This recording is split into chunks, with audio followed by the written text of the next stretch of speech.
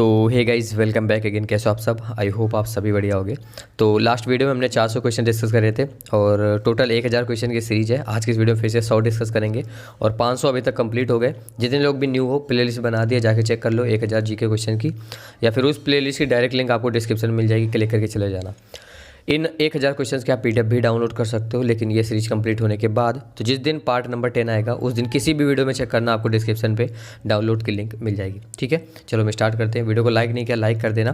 पहला क्वेश्चन है, टीपू सुल्तान की मृत्यु 1799 ईस्वी में कहाँ हुई थी? तो डायरेक्ट आपको याद रखना है, श्रीरंगपट्टनम में। दक्षिण अफ्रीका में स्थित किम्बरले किसके लिए प्रसिद्ध है? तो किम्बरले आपका हीरा के लिए प्रसिद्ध है। और विश्व का जो सबसे व्यस्त समुद्री रास्ता है वो कौन सा है? तो वो है उत्तरी अटलांटिक महासागर। ये विश्व का सबसे व्यस्त समुद्री रास्ता है। शुद्ध जल का पीएच मान कभी कभी पूछ लिया जाता है, तो प्योर वाटर का जो पीएच मान होता है वो होता है 7। चलिए नेक्स्ट क्वेश्चन लेते हैं। 405 नंबर है, उच्चतम न्यायालय के मुख्य न्यायाधीश की नियुक्ति कौन करता है? वेरी इंपॉर्टेंट क्वेश्चन, राष्ट्रपति। उच्चतम न्यायालय के जो मुख्य न्यायाधीश होते हैं उनकी नियुक्ति राष्ट्रपति ही करता है। किस मुस्लिम शासक के सिक्कों पर देवी लक्ष्मी की आकृति बनी है?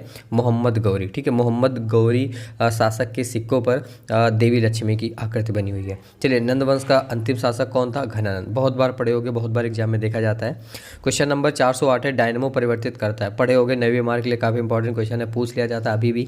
तो डायनमो क्या परिवर्तित करता है? यांत्रिक ऊर्जा को आपका विद्युत ऊर्जा में, है ना। चलिए नेक्स्ट क्वेश्चन लेते हैं। 409 है, भू स्थिर उपग्रह का आवर्तकाल कितना होता है? 24 होता है, याद रखिएगा। अगला क्वेश्चन है, राष्ट्रीय गान जन गण मन सर्वप्रथम 27 दिसंबर 1911 में और कहाँ गाया गया था? कोलकाता में। ठीक है, अगला क्वेश्चन देखिए, हाइड्रोजन की खोज किसने करी थी? कैनवेंडिश ने। नेक्स्ट क्वेश्चन लेते हैं। नेक्स्ट है, वेल्थ ऑफ नेशंस। देखिए ये जो क्वेश्चन है, ये जो बुक है, ये नेवी AA में पूछी जा चुकी है।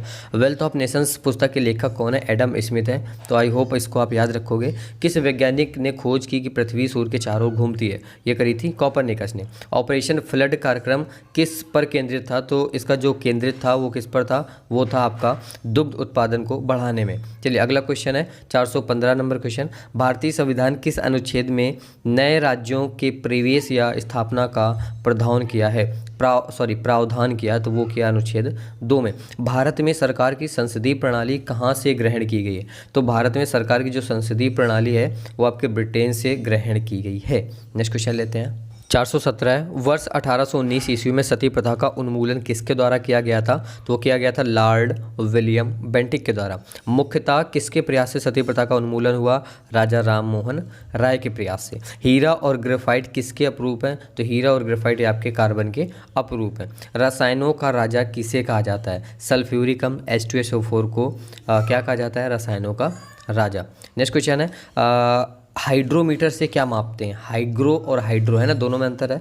तो हाइड्रोमीटर से आपका द्रवों का जो आपेक्षिक घनत्व होता है वो मापा जाता है। अगला क्वेश्चन है, स्वतंत्र भारत के प्रथम जो रक्षा मंत्री थे वो कौन थे? तो स्वतंत्र भारत के जो प्रथम रक्षा मंत्री थे वो थे बलदेव सिंह।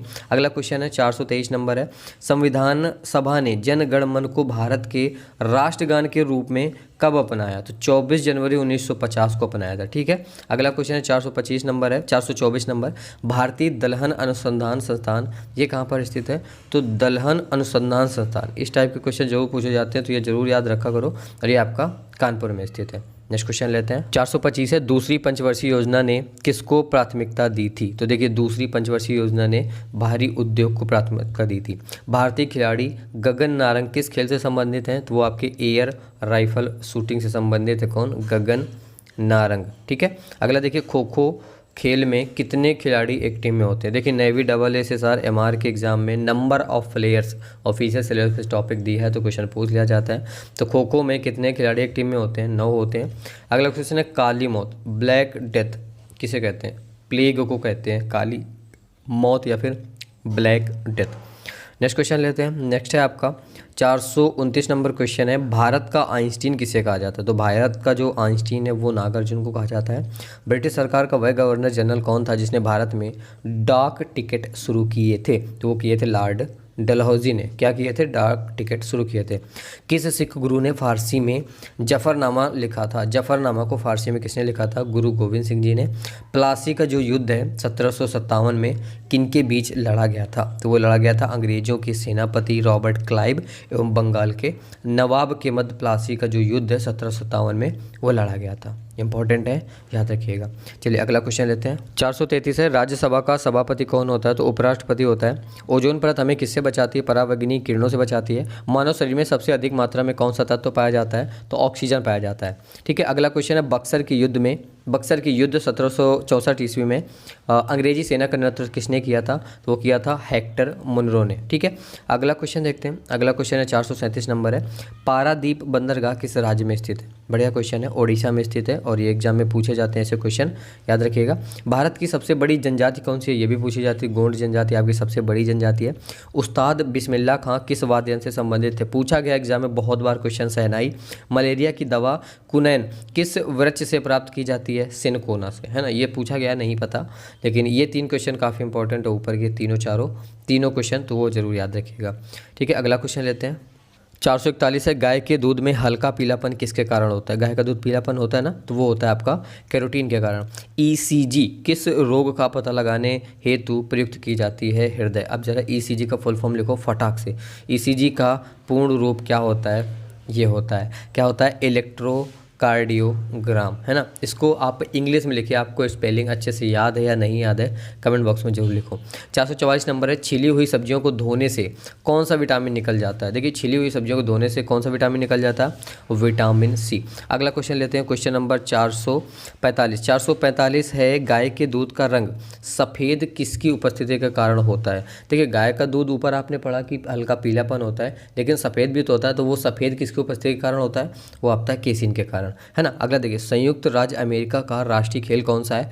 बेसबॉल है। डॉक्टर भीमराव अंबेडकर ने संविधान का हृदय एवं आत्मा किसे कहा जाता है? डॉक्टर भीमराव अंबेडकर ने संविधान का हृदय एवं आत्मा किसे कहा है? हाँ, किसे कहा है? तो वो कहा है संवैधानिक उपचारों का अधिकार। देखिए, डॉक्टर भीमराव अंबेडकर जी ने संविधान का हृदय एवं आत्मा वो किसको कहा है? संवैधानिक उपचारों के अधिकार को। ठीक, अगला देखिए, सबसे प्राचीन वेद कौन सा है? ऋग्वेद आपका सबसे प्राचीन वेद है। बहुत बार ये क्वेश्चन आपने पढ़ा होगा। नेक्स्ट क्वेश्चन लेते हैं। 449 है, विश्व का सबसे बड़ा डेल्टा कौन सा है? पूछा जाता है। गंगा ब्रह्मपुत्र का जो डेल्टा है, सुंदरवन का डेल्टा, वो विश्व का सबसे बड़ा डेल्टा है। वायु में ध्वनि की जो चाल होती है वो कितनी होती है? 332 मीटर पर सेकेंड होती है। दक्षिण भारत की सबसे ऊंची चोटी कौन सी है? अनैमुदी, जिसकी ऊंचाई है 2696 मीटर। ये आपके दक्षिण भारत की सबसे ऊंची चोटी है। महात्मा गांधी को सर्वप्रथम राष्ट्रपिता किसने कहा था? तो सुभाष चंद्र बोस जी ने महात्मा गांधी जी को सर्वप्रथम राष्ट्रपिता कहा था। ठीक है, तो ये भी काफ़ी सही क्वेश्चन है, याद रखिएगा। अगला क्वेश्चन देखिए, अगला क्वेश्चन है 453 नंबर, जलियांवाला बाग में गोली चलाने का आदेश किसने दिया था? तो ये दिया था जनरल R.E.H.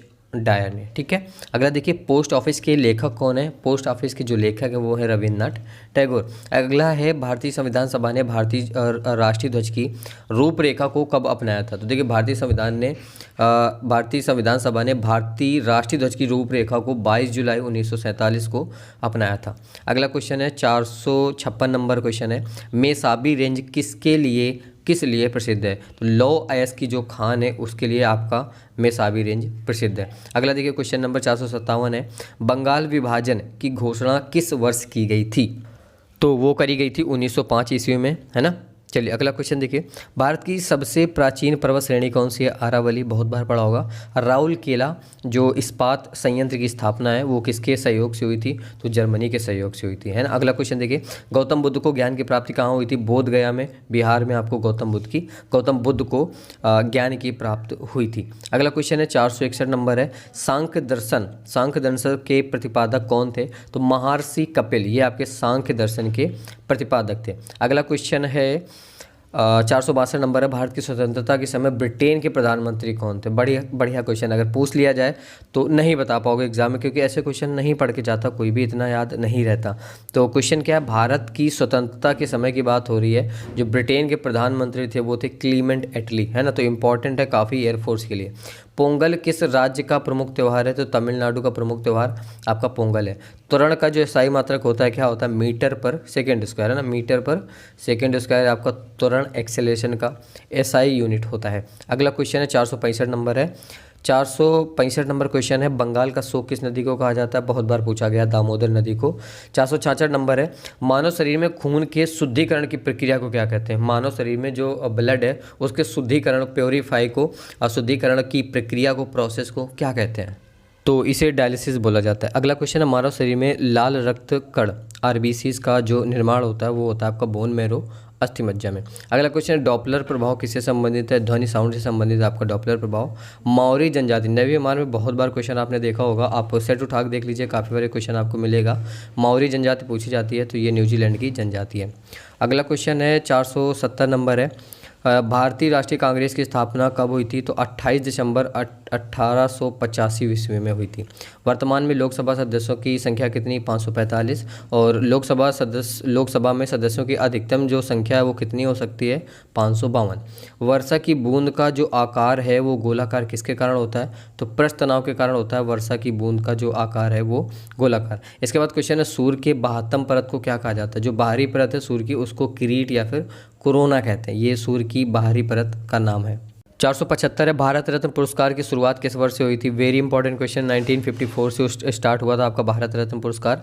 कौटिल्य द्वारा लिखित पुस्तक अर्थशास्त्र का संबंध किससे? राजनीति से संबंध है आपका अर्थशास्त्र का, ठीक है।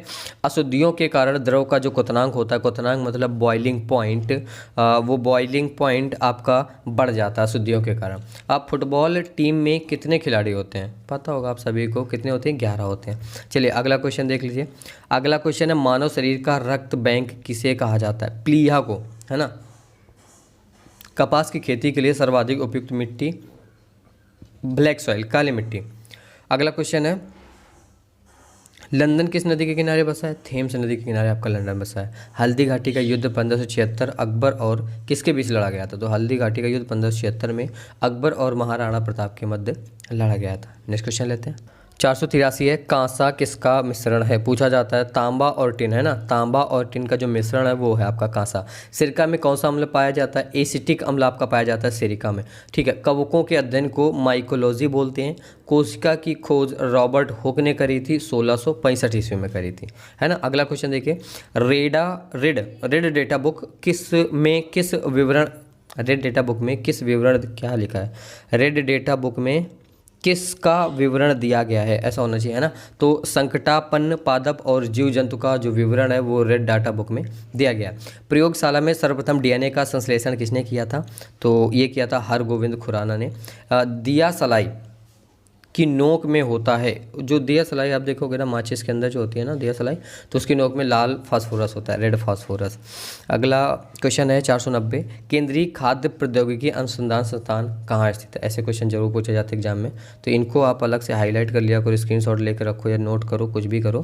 तो ये मैसूर में है। कौन सा? केंद्रीय खाद्य प्रौद्योगिकी अनुसंधान संस्थान। चलिए अगला क्वेश्चन देखते हैं। टाइफाइड से शरीर का कौन सा अंग प्रभावित होता है? टाइफाइड से आंत प्रभावित होती है ना। नेक्स्ट क्वेश्चन लेते हैं। 492 है, पेनिसिलिन की खोज किसने करी थी? तो वो करी थी अलेक्जेंडर फ्लेमिंग ने। क्वेश्चन पूछा जा चुका है। विश्व की सबसे बड़ी झील कौन सी है? ये भी पूछा जा चुका है। विश्व की सबसे बड़ी झील कैस्पियन सागर है। और भारत छोड़ो आंदोलन के समय इंग्लैंड के जो प्रधानमंत्री थे वो थे विंस्टन चर्चिल। पूछ लिया गया, नहीं कर पाओगे क्योंकि ऐसे क्वेश्चन याद नहीं रहते हैं, तो इनको आपको याद करना है। ये एयरफोर्स के लिए काफ़ी इंपॉर्टेंट है, वो जरूर याद करो। नेवी में तो ऐसे क्वेश्चन नहीं पूछे जाएंगे, बहुत ही कम चांस से पूछा जाए, लेकिन ये एयरफोर्स के लिए काफ़ी इंपॉर्टेंट क्वेश्चन है। भारत छोड़ो आंदोलन के समय जो इंग्लैंड के प्रधानमंत्री थे वो थे विंस्टन चर्चिल। अगला क्वेश्चन है, सुभाष चंद्र बोस को सर्वप्रथम नेताजी किसने कहा था? तो एडोल्फ हिटलर ने सर्वप्रथम नेताजी कहा था सुभाष चंद्र बोस जी को, ठीक है। अगला क्वेश्चन लेते हैं। क्वेश्चन नंबर 496 है कि प्रतिध्वनि जिसे एको बोलते हैं ना, एको सुनने के लिए श्रोता एवं परावर्तक सतह के बीच न्यूनतम कितनी दूरी होनी चाहिए? 17 मीटर होनी चाहिए। मरणोपरांत, मरने के बाद प्रथम भारत किन्हें प्रदान किया गया था? प्रथम भारत रत्न किन्हें प्रदान किया गया था? शायद ऐसा क्वेश्चन है, और लाल बहादुर शास्त्री जी को।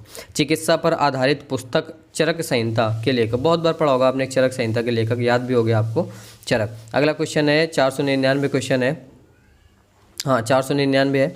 सांडों को वश में करने का खेल जल्लीकट्टू किस राज्य में प्रसिद्ध है? तो ये आपका तमिलनाडु में है। सांडों को वश में करने का जो खेल है जल्लीकट्टू, डायरेक्ट पूछ लिया जाता है कि जो जल्लीकट्टू है वो किस राज्य में प्रसिद्ध है? तो याद रखना तमिलनाडु में। और जल्लीकट्टू क्या है? सांडों को वश में करने का जो खेल है, देखा होगा आपने टीवी में बहुत बार। चलिए अगला क्वेश्चन और लास्ट क्वेश्चन देख लेते हैं। तो लास्ट क्वेश्चन है क्वेश्चन नंबर 500, और 500 नंबर क्वेश्चन क्या है? सार्स, SARS क्या है? तो देखिए सार्स आपका एक विषाणु जनित रोग है और ये एग्ज़ाम में तो नहीं पूछा जाएगा, लेकिन इसका फुल फॉर्म ज़रूर बहुत बार एग्ज़ाम में देखा गया नेवी के। तो सार्स का फुल फॉर्म नीचे लिखा हुआ है ये, जो कि मैं हाइड कर देता हूँ। अब आपको सार्स का फुल फॉर्म नीचे कमेंट बॉक्स में लिखना है। देखते हैं, इससे ये भी पता चल जाएगा कि आखिर वीडियो तक लास्ट तक कौन आता है। और ऐसी वीडियोस बनाने में यार सच में बहुत मेहनत लगती है और रिस्पांस नहीं आता है ना। इसके बारे में हम कभी अलग वीडियो में डिस्कस करेंगे, इस वीडियो में डिस्कस नहीं करना चाहता। कि चलो ठीक है, मिलते हैं नेक्स्ट वीडियो में। कैसी लगी वीडियो कमेंट करके मुझे ज़रूर बताओ। ये 500 क्वेश्चन अगर आपको तैयार हो गए होंगे तो यार कसम से एग्ज़ाम में आपको मज़ा आ जाएगा। 500 और तैयार कर लो। और एक मज़े की बात आपको बताऊं, अगर आप लास्ट तक आए हो, 2000 क्वेश्चन अलग से मैंने एक और इसी तरीके के वन लाइनर कंप्लीट करके रखे हैं, जो कि मिक्स हैं एयरफोर्स, नेवी और मतलब नेवी में AA SSR और एयरफोर्स वाई ग्रुप के लिए 2000 क्वेश्चन लिख के रखे हैं।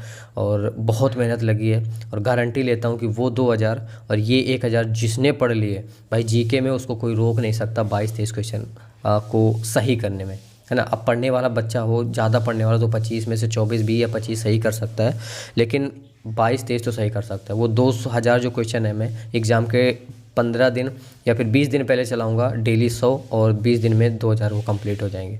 चलो मिलते हैं इस वीडियो में, टेक केयर, बाय गाइस। बता दिए ये बात, वैसे बताना नहीं था मुझे अभी, क्योंकि आप लोग परेशान हो गए सर वो सीरीज चालू करो। तो भी ये 1000 क्वेश्चन कंप्लीट कर लेते हैं, 500 हो गए, 500 अगले 20 दिन में और कंप्लीट हो जाएंगे। चलो टेक केयर, बाय।